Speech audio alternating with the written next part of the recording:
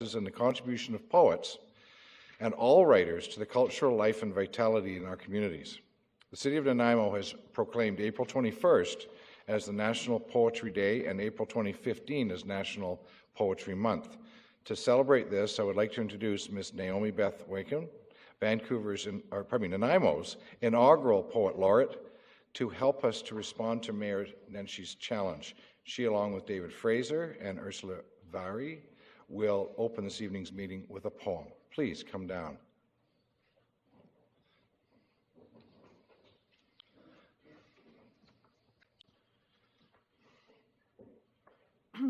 Your Worship and Councillors, last year I read for 5 minutes on my own, and this year I'd like to do things a little differently. I know you like variety. I want to introduce two poems vital to Nanaimo's poetic life. They'll both read briefly, and then I'll finish up with a couple of small poems of my own, so it shouldn't be too painful for you.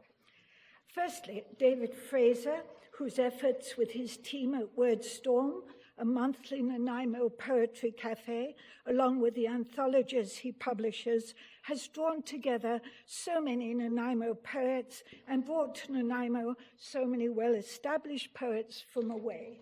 He is lead man on the team preparing the Cascadia Poetry Festival #3, which will bring hundreds of poets and would-be poets to Nanaimo on April the 30th to May the 2nd. In Naomi and Nanaimo, you all have a gift copy in front of you. My first annual report. Someone said it was the most amusing annual report they'd read. I do hope you read it. You'll find Chris Barfoot's given you a bookmark which has all the details of the Cascadia Festival. It's really a big deal, and we do hope you will make it to at least one event. So here comes David first. Thank you, David. Thank you. Thank you, Your Worship. I am going to read one very short poem. Naomi has taught me that in her practice, if I have more time, I can write a shorter poem. So here's a shorter poem. It's called Beginnings. In the moment before we start, whispers, tiny paw prints on snow, leaves scuttling across the tiles, nervous drips falling from the roof. And I'd like to just do a short spoken word poem as well. I'm not in the habit of giving advice, but just looking at you all out here, I would give my poem for all the young men in the audience of any age who from time to time they might find themselves in a relationship. And believe me, I've made this mistake before. If you find yourself driving down a highway on a hot, dry summer afternoon and your partner says, "There's a fruit stand," don't nod and keep on driving. Don't say, yeah, and keep on driving. Don't treat the comment as if it were an observation, such as, "Oh, look at that eagle flying overhead." Or, "Aren't those lambs in the field kind of cute?" The clouds on the horizon look ominous. Just don't. Pull over. Be happy. Buy some peaches.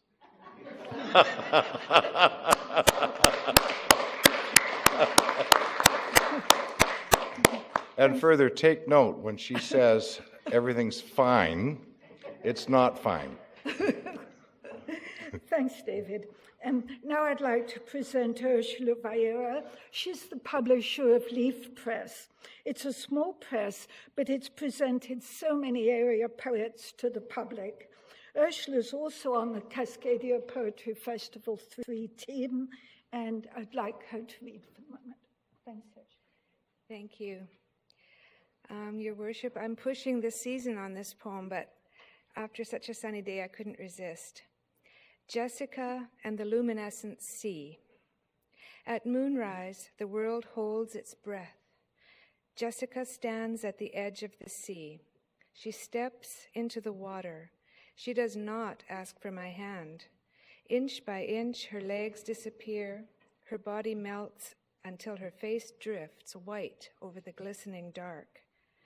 Tonight I'll believe anything she says. Somewhere an orca dances with her mate. They drink the sea like sparkling wine. Stars fizz across their tongues, trail from their lips, a spiral pirouette. My daughter calls the sparks to gather in her palm. Thank you.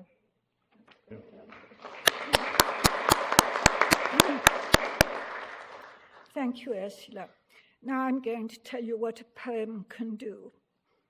A poem is a strange thing. It's not prose describing an event, commenting philosophically on the state of the world, or telling of love or the lack thereof. And yet a poem can do all those things and more. For it can condense matter, distill the essence, purify the messy, congeal the scattered. Each word of a poem can carry the weight of the universe within it, and one small verse can bring a new world out of a black hole or tip the present one over the event horizon, or tell of an early snowdrop, its petals marked with green. I'd like to finish with a poem about the Mayor's Challenge itself.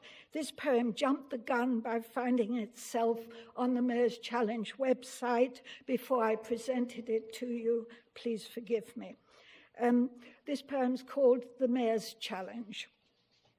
I picture the mayors and councillors all across Canada sitting in bewilderment, not having had poetry read to them since high school days. As poets rant politically or spiritually, or praising the domestic hearth or vilifying it, the TV camera slowly passes across the mayor and councillors' faces, and some look bored or have their eyes closed, thinking about the other items on the night's agenda. But then you'll see the odd mayor or councillor startled to full attention by some devastating or appealing line of verse. Their eyes may well be filling up with tears that they hastily cover up by blowing their noses loudly. But one can't deny it. It's there for all to see. The moment when the power of poetry meets a receptive ear. At such a moment, all is in full flow, and the Mayor's Challenge has been met. Thank you all so much. Thank you.